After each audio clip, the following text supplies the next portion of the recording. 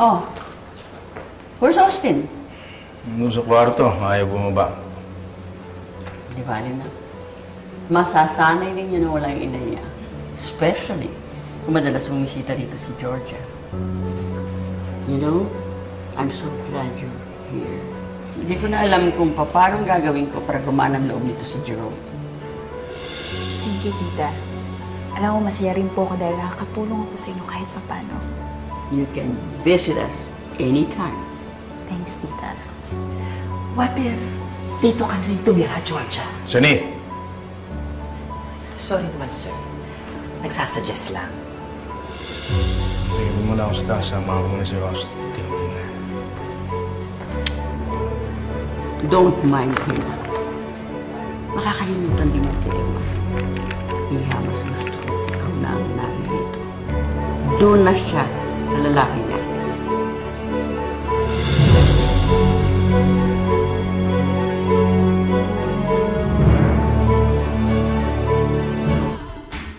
Guess what?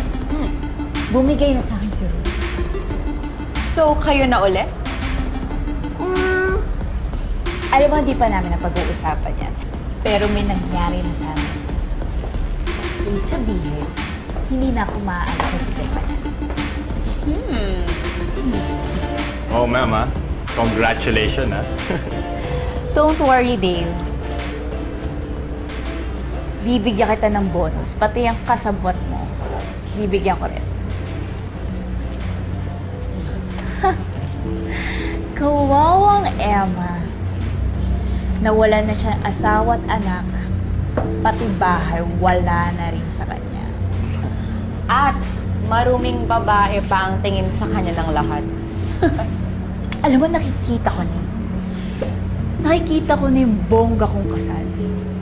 Ako na maging bagong Mrs. Jerome Fuentebella.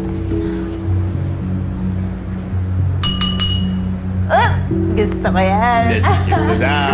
Let's celebrate! Cheers! Pasensya ka na, Georgia. Nahinga ko sa iyo yung problema ko.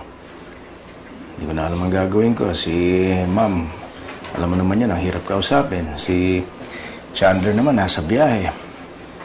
Ano ka ba? Okay lang yun. Para saan pa may pinagsama naman tayo, di ba?